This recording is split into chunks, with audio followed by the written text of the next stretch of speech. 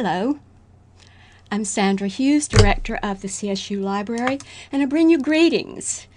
I'm so glad to have this opportunity to tell you about our services, what we can do for you. I promise you that I am here to make your life easier. I know you've had that promise before and it doesn't always deliver. But the goal of the library is to provide you with the resources and services that will support our curriculum in order to help you become successful in the location of the information you're going to need in your classes. So anytime we are not doing that, feel free to contact us and we will do whatever we can to correct that situation. You have a handout in your packet about all of our services and our resources. I'm not going to read it to you, but I do want to point out a few things.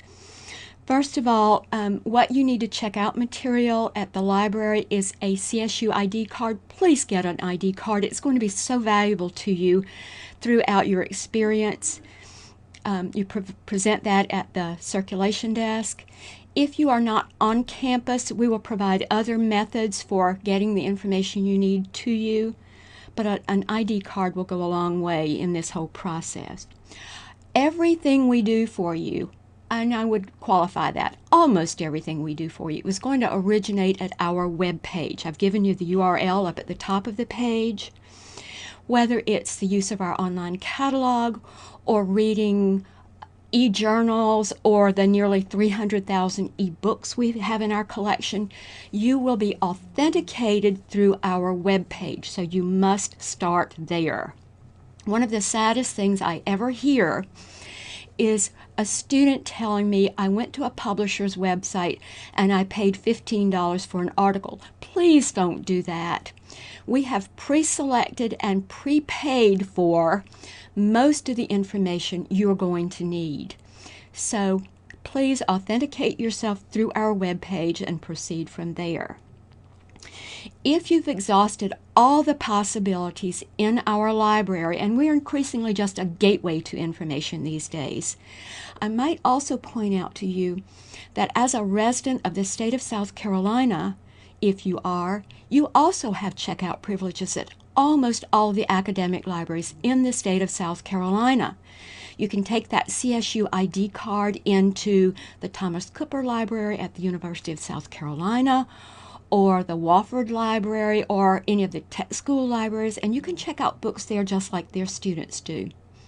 If you're in the Charleston area, you can certainly use the services of the Medical University, College of Charleston, the Citadel, Trident Technical College.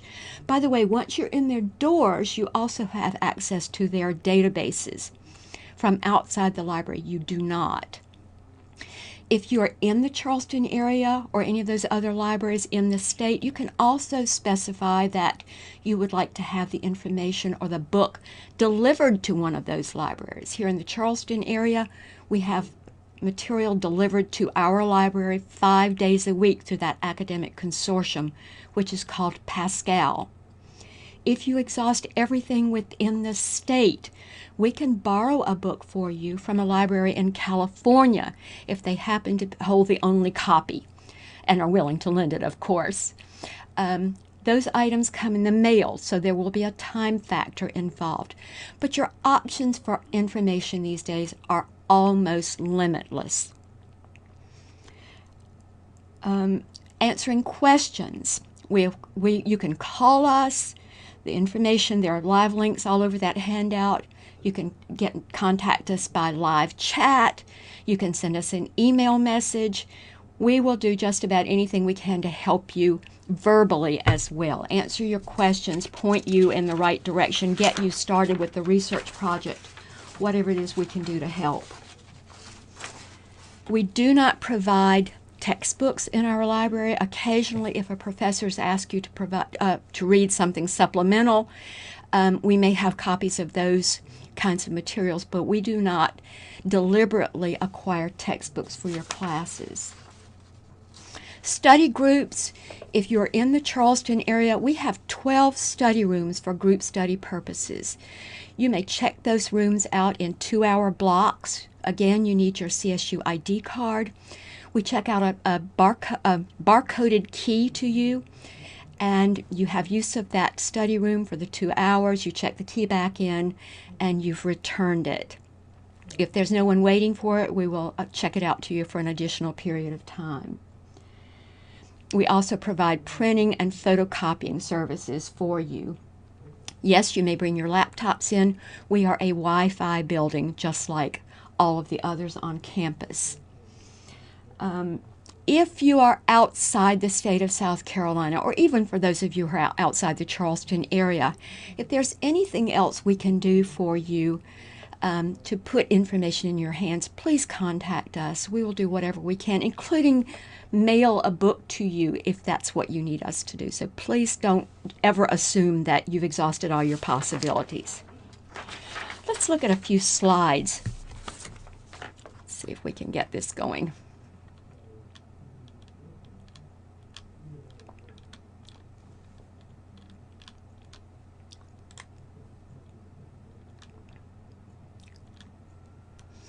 I mentioned to you that everything starts out in our web page. Almost everything starts with that search widget there in the middle of the page. Now notice there's some information where you see the CSU Library catalog. Those are all live links. And then there are tabbed information gateways up above that center section. You see Discover, Databases, Journals, Course Reserves, and some other information for providing additional help. Discover may be the greatest thing since sliced bread for students.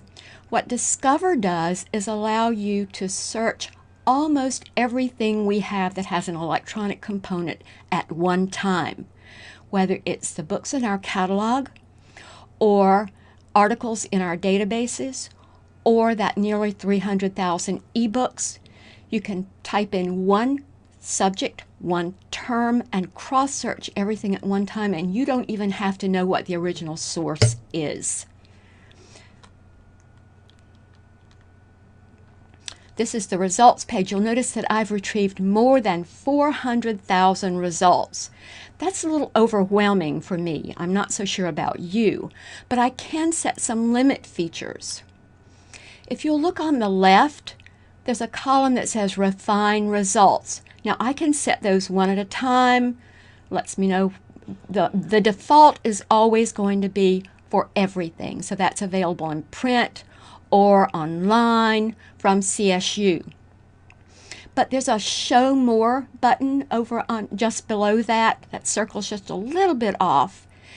When I do the Show More, I bring up this page, which allows me to set a lot of limit features all at one time. On this particular screen, I'm telling the computer I want to take that more than 400,000 results and limit my search to scholarly or peer-reviewed journals, journal articles. Scholarly meaning that the content has been written by experts in the field. Peer-reviewed means that experts in the field have also reviewed the content of that article or that journal to make sure that the content is both valid and relevant to that journal title or that journal field. I've also told the computer, notice the little block underneath that I want all my information to be in full text so that I may read it on the computer. And I have also limited by date. So I can set date parameters. And by language. Occasionally, we're seeing more and more Oriental language these days. If I want English only, then I can set that up front, and I just click search, and now I've applied all those limit features at one time. Here are my results. I'm looking at just articles, and now I'm under 20,000. That's still a lot of articles, but they are more, the results are more focused. They're more in line with what I'm actually looking for. They're displayed in a relevance order. That means how high up in the article the words appear. It's weighted to try to give me the best results. And here's what the full text article, or at least a snippet of the full text article, looks like. Most of what I find through this particular vendor or supplier is going to be in PDF format, and that means it looks very much like a photocopy. Notice that there's a little hidden toolbar up there under that full text article heading.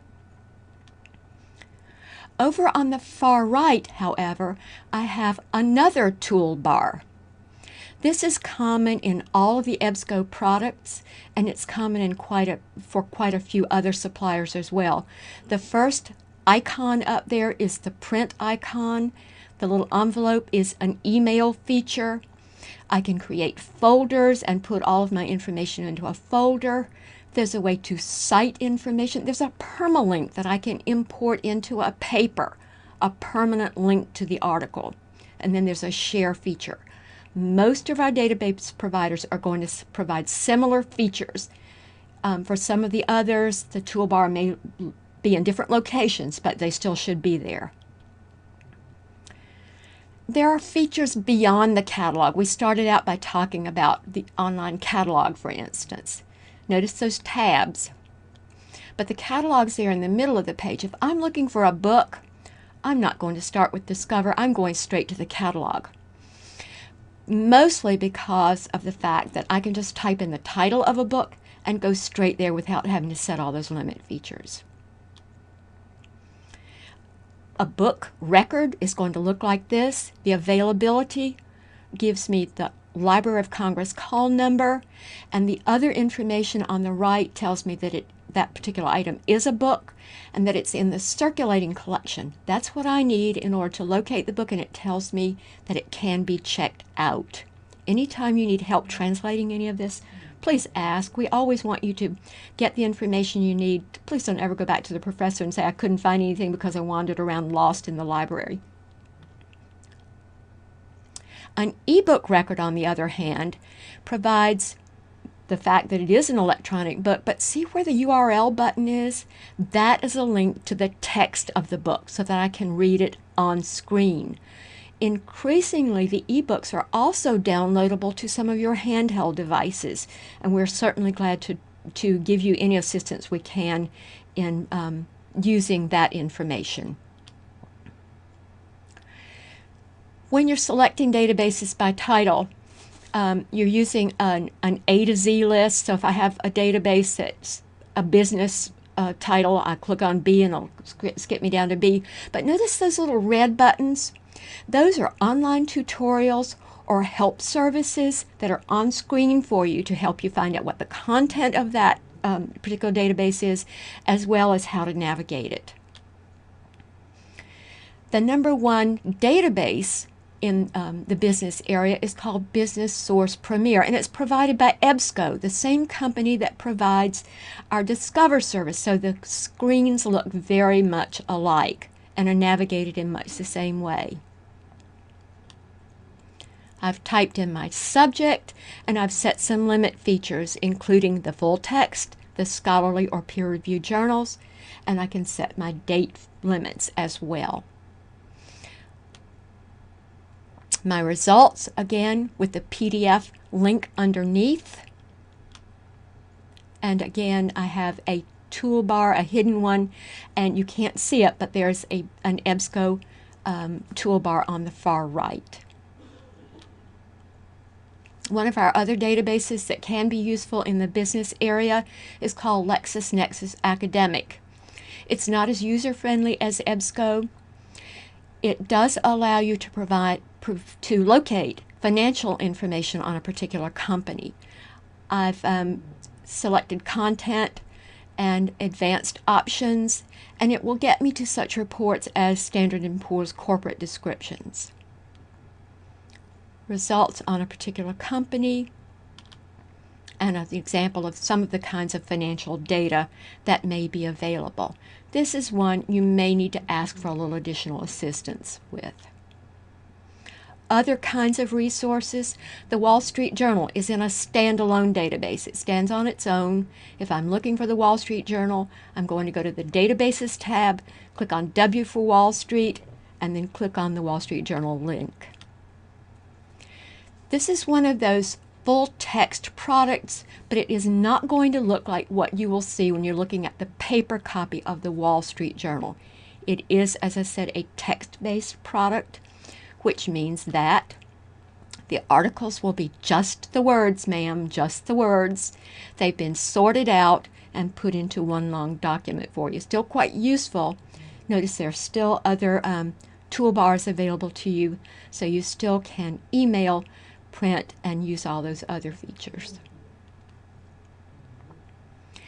If you still need assistance with anything, we are so happy to work with you in the library. You can send us a personal email, any of the librarians in the library, or go back and use that Ask a Librarian feature I mentioned to you in your handout, or the live chat link that's available on all our web pages.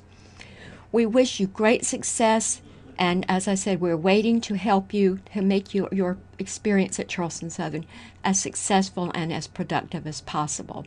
I wish you well. Bye.